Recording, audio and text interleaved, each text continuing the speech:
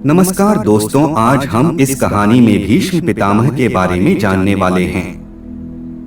भीष्म पितामह की मृत्यु किसके कारण हुई, यह आज हम जानने वाले हैं। भीष्म पितामह महाभारत के सबसे बड़े और महत्वपूर्ण पात्रों में से एक थे। उनके पिता का नाम शांतनु था और विशाल नदी गंगा की कोख से भीष्म पितामह का जन्म हुआ था। भीष्म पितामह के बहुत से नाम थे, जैसे शांतनव, गांगेय, नदीस, तालकेतु आदि थे, और इनका जन्म स्थल हस्तिनापुर था। और यह एक क्षत्रिय थे और इनका राजवंश का नाम कुरुवंश था। इनके 3 भाई थे, जिनका नाम वेदव्यास, चित्रांगद और विचित्रवीर्य था। यह सभी भाई सौतेली मां सत्यवती पुत्र थे। हम सभी यह तो जानते हैं कि भगवान परशुराम विष्णु भगवान के छठे अवतार थे, जिन्होंने 21 बार क्षत्रियों का विनाश किया था। क्या आप जानते हैं कि महाभारत के समय भगवान परशुराम का बहुत महत्वपूर्ण योगदान था और उन्होंने 3 महत्वपूर्ण योद्धाओं द्रोणाचार्य, भीष्म पितामह और कर्ण को शिक्षा प्रदान की थी। लेकिन एक दिन उनके शिष्य भीष्म पितामह से उनका भयंकर युद्ध हुआ। क्या थी इसकी असली वजह जानेंगे।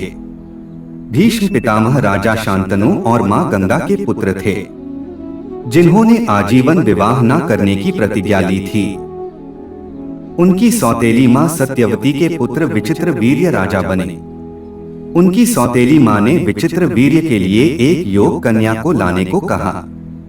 यह आदेश पाकर भीष्म पितामह काशी नगरी पहुंचे, जहां अंबा, अंबालिका, अंबिका के विवाह की तैयारी चल रही थी, जो कि काशी की राजकुमारी थी। तभी भीष्म पितामह ने वहां पर सभी राजाओं को पस्त करके तीनों राजकुमारी का अपहरण करके हस्तिनापुर ले आए, और उन्होंने तीनों राजकुमारी को मां सत्यवती के सामने प्रकट कर दिया। फिर राजकुमारी अंबा ने भीष्म पितामह के सामने याचना की, वो सोवल देश के राजा साल्स से प्रेम करती है। तो उन्होंने उसे राजा के पास भेज दिया। लेकिन राजा साल्स भीष्म पितामह से पहले ही हार चुके थे, इसलिए उन्होंने विवाह करने से मना कर दिया। फिर अंबा हस्तिनापुर वापस आ गई और भीष्म से शादी करने को कहा। लेकिन भीष्म पितामह ने अपनी प्रतिज्ञा याद दिलाते हुए शादी करने से मना कर दिया। फिर अंबा वहां से चली गई। वह सीधे भगवान परशुराम के पास गई और अपनी सारी दुर्घटना बताई। उसके बाद भगवान परशुराम ने उनकी उस दुर्दशा का बदला लेने के लिए हस्तिनापुर चले गए। वहां उन्होंने भीष्म से अंबा से विवाह करने को कहा, लेकिन अपनी प्रतिज्ञा के कारण उन्होंने विवाह करने से मना कर दिया। उसके बाद भगवान परशुराम बहुत क्रोधित हो गए और उन्होंने भीष्म से युद्ध करने को कहा। उनके बीच बहुत भयंकर युद्ध हुआ, जो कि 21 दिन तक चला था।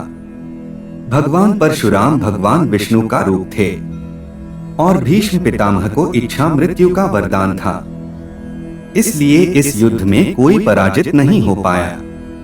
फिर सभी देवता ने मिलकर इस युद्ध को खत्म करवाया। फिर भगवान परशुराम ने अंबा से कहा कि मैं तुम्हारी कोई मदद नहीं कर सकता।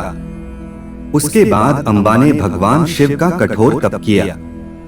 भगवान शिव ने अंबा को अपने दर्शन दिए और अंबा को मनचाही इच्छा मांगने को कहा।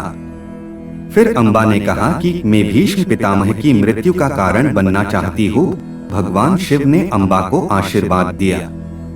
फिर अगले जन्म में अंबा शिखंडी के रूप में जन्मी और भीष्म पितामह के मृत्यु का कारण बनी।